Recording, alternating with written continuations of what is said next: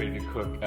I had a request for a vegetarian meal, so this time I'm gonna stick with no meat, not even fish, not even egg. So what I'm gonna do is I've already cooked up, and I'll show you right here. I've already cooked up some nice black beans. They're organic, and I've got some quinoa, brown and red rice here. Those are gonna go in this dish, and I have cut up, as you can see, some squash, some zucchini, some red onions, some white onions, some green onions, and I'm gonna saute all of that, and then I'm gonna add the cooked rice and the cooked beans and some seasoning. So let me go ahead and get that going, and I'll show you the dish. It's gonna be beautiful and it's gonna be delicious. Okay, so for seasonings, I've got my organic seasonings, the cayenne, the sage, the rosemary, the Himalayan salt, herbs de Provence. I've got some organic ginger and garlic, some paleo powder, and some Jack Daniel's steak seasoning.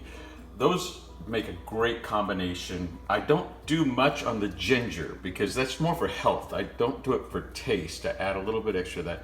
And the one other thing I love to add is the curry powder. And that is, oh man, that makes things taste so delicious and savory.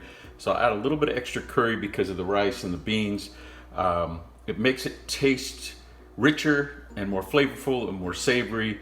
You don't have any meat in this, but you got the protein from the rice and beans. That'll be a complete protein because you've got the quinoa, brown rice, red rice, you've got the organic black beans, and then you've got the veggies that have a lot of vitamins and nutrients, and you combine all of that, you have a great meal. You don't need to add any meat to it. It'll taste delicious. The only other thing I did was I added some oil and a little balsamic vinaigrette in order to saute the veggies, and so I'm gonna get that going. As soon as I get that sauteing, I'm gonna add the rice and the quinoa and the kale, rice, quinoa, rather, red rice, brown rice, quinoa, and I'm gonna add the black beans to this. And I also added a sweet potato. You'll notice there was one sweet potato in there that I thought was starting to get a little bit up there in age. It was in there for a few days. If you let a sweet potato sit too long, it'll start to get soft, it'll start to wrinkle, it starts to eat itself. So you don't wanna leave it in there too long. And this one wasn't quite there yet, but it could be in a day or two, so I wanted to use that one up. So I threw it in there to help add flavor to this. It's gonna make it taste even better. So we're gonna get that going. I'm gonna get it cooking. I will show you what it looks like once we got it all together, and then I'm gonna taste it, and I know it's gonna be delicious. But again, this is a vegetarian meal because somebody requested vegetarian. They said, I want something that doesn't have any meat or animal products, just vegetarian. So I said I would do it for her. So this is for you. If only you could smell that heavenly aroma. Oh my goodness, it smells so good. Take a look at that.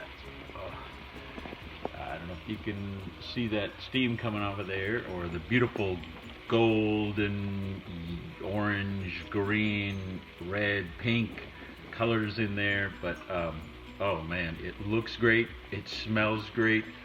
It is sizzling away, and I am gonna enjoy this. We're gonna add the rice and beans. So I sauteed those for a good 5 minutes.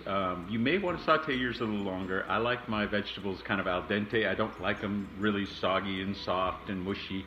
I like them to have a slight bit of firmness and a little bit of crispness, not totally wet and soggy. So I tend to not cook them quite as long as probably a lot of people would. To me, it just tastes better. You're less likely to destroy some of the vitamins in the cooking. You still cook, so that releases some vitamins better for some vegetables, but if you overcook, you actually wind up damaging some of those nutrients that you want for your body. And I tend to cook on a high enough heat that I can get it done really quickly because I don't want to leave it in there too long, just cooking away and ruin the food. Also, with this particular dish, I added a little bit of extra curry because I know with the rice and beans, that flavor is going to infuse into those rice and beans, which I didn't put any seasoning on those. So I put more into the veggies, which is why this dish has this kind of golden, coppery looking color. And I love that. And the smell is amazing. I wish you guys could smell this right now. I can't wait to taste it. But again, what's in there? Sweet potato, zucchini, squash, red onion, green onion, white onion. Actually, it's a sweet yellow onion, not a white onion. And then I've got the brown rice that's already cooked and ready to drop in. And that brown rice actually has quinoa, red rice, and brown rice. And then I've got the organic black beans. So we're going to add those two into this dish. Okay, we're going to go ahead and drop our rice into those veggies that are cooking away. And we're going to grab our black beans and we're going to drop those in. Oh, those look good. And now we're going to stir that all together in the pan. You just want to lightly toss it. You don't want to mush your beans or mush up your rice. Just lightly stir it around to get it all the flavors mixed around, all the colors and textures. It makes a beautiful dish. If you'll notice, like, look at the color. The black beans and the orange sweet potatoes, the green of the zucchini, the yellow of the squash, all of that. Because it's not just about how it tastes, it's how it looks. I find that people enjoy a meal more when they look at it and the food just looks beautiful. And it's easy to make beautiful looking food.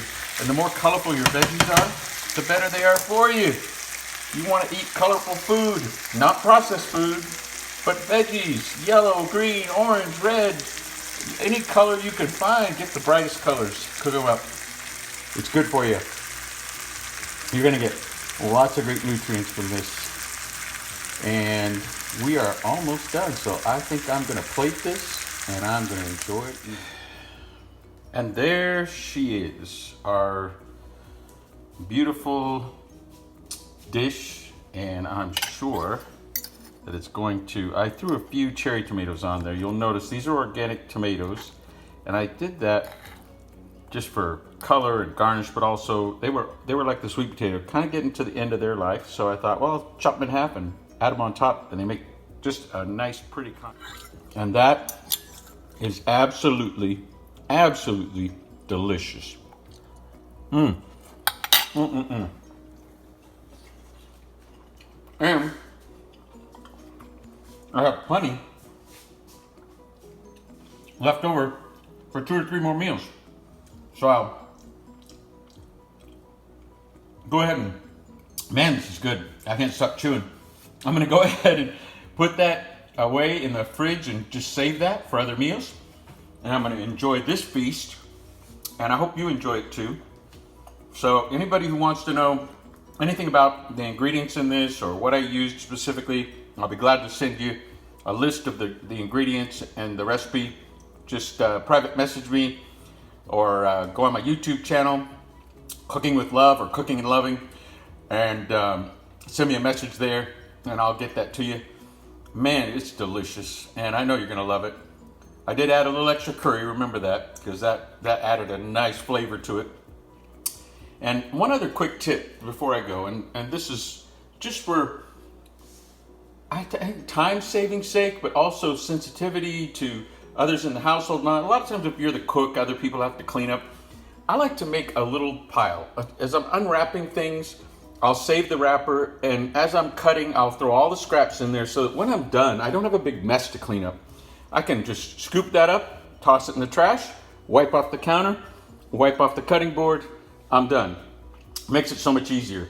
And if I want to make this dish into something else later, that's not vegetarian, I can throw in some eggs, I can throw in a little cheddar cheese, and it'll make it taste like a whole new dish.